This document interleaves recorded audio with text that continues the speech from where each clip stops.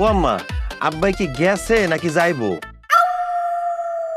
হারামজাদা, কি করলি তুই এটা? হ্যাঁ, তোর কি মাথা ঠিক আছে? ও কি কয় এগুলা? গেছে না আছে?